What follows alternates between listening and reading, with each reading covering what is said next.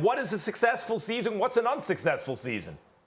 Going into the playoffs, go deep into the playoffs is a successful season. Everything else doesn't matter.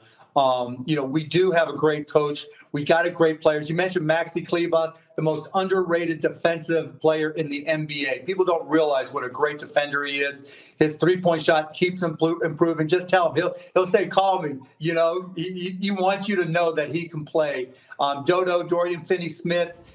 We do this thing. We track internal analytics, things during practice and everything. Dodo, his shots selection, his ability to make threes just keeps on improving every single year. So we expect him to get even better. We've got all the tools. We've got a great coach. We've got Luka, who makes everybody better. KP, I'm completely confident he'll stay healthy. The sky's the limit for this team. I can't overstate rather how excited I am for these guys. Mark Cuban, let me take it off the court for a little bit because you're more qualified than most to answer this question. I know that you're incredibly excited about your team. You're incredibly excited about this season. And obviously, you were actively involved with a lot of stuff that was going on in the offseason, last season, not just with COVID, but with social justice issues. And I applaud you for all of that. My question to you would be this. As successful as the NBA was in the bubble with no positive tests, just recently, we had a game postponed, obviously, in Houston with Harden and those boys because of COVID, potential positive tests and things of that nature. I want to know, how concerned are you about this season now that there is no bubble? Everybody's going to be in their respective city. You're still going to be traveling to games and things of that nature. Are you concerned at all about this season going forward uninterrupted? Yes, of course. We've already lost a game. This is a maturity test for all 450 players in the NBA. And plus the two-way players. This is the chance for guys really to make mistakes outside the bubble, and it's going to happen. We've already seen it happen.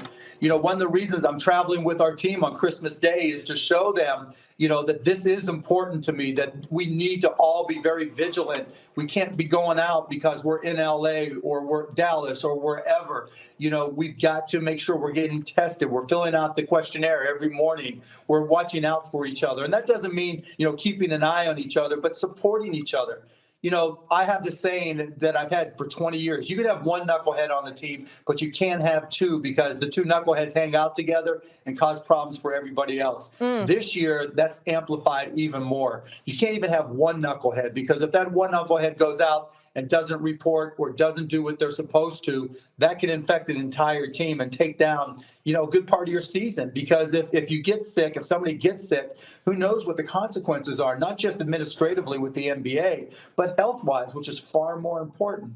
So being vigilant about that, making the guys understand how important this is and what's at stake. That's one of the reasons I'm here on Christmas Day, to show my support, to be there with them, to be at the team meals, to let them see me, to be sitting alone even at the games, to show them that, this is not typical. There's going to be mistakes. We've already seen them. And part of my job is to reduce the mistakes here at the Mavs and hopefully set an example for the entire NBA that it can be done. Well, you're certainly setting the tone. I kind of want to stay with that subject because one of the dominant storylines of late has been James Harden and his tenuous relationship with the Rockets. Mark, if you were in charge of that team, how would you handle the situation moving forward? I don't want to speak for another owner or another organization. We've had issues in our team, and every team goes through something. And players have to make their own decisions about what's best for them.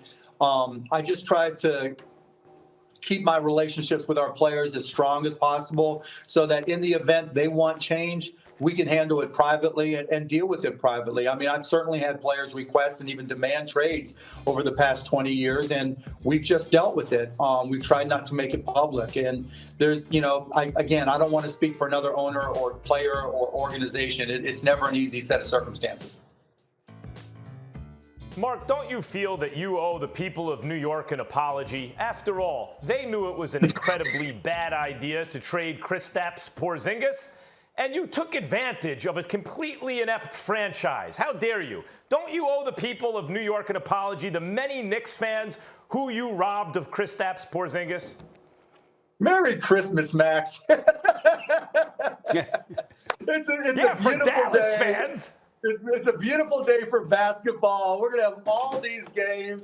Tune in on ESPN. I mean, what's better on Christmas Day? Open your presents and spend a whole day watching basketball. That's my thank you to New York, Dallas, LA, Miami, Chicago, all NBA cities. Mark, as crazy as this question may sound, I'm going to ask it. As crazy as this question may sound, Mark, I'm going to ask it anyway, because I know that obviously with the Greek Freak electing to stay in Milwaukee, you got a guy that committed to stay into a smaller market. We see how, the league pays attention, all that stuff. The league definitely endorses such a thing. But it just seems to be something extra special when you got a Los Angeles Lakers squad as an NBA champion right now. It seems to be a great, great thing for the NBA. Could you talk about where you think the NBA is now, because a team like the Lakers are in the eye of the storm and everybody's shooting for them because they stand as the champions today? This is your opponent. That means nothing, Stephen, nothing. Nothing. When we were the champ, when he were the champs, it doesn't matter who the champ is. They're always going to be gunned for. This whole concept of the big cities on the coast have to be good for everybody to get excited about the NBA. Not in this world anymore. That, you and I are getting old, Stephen. That was 20 years ago. Right now with social media and we care about Luka, and that's what's happening more. The players are becoming more more key to awareness and interest from younger kids, Gen Z, than even the teams are. So we've got to pay special attention to more about, how strong is LeBron's social media game, which is very strong. How strong is Luka's social media game, which is even stronger than LeBron's. Okay, I said it. How strong is Giannis's social media game?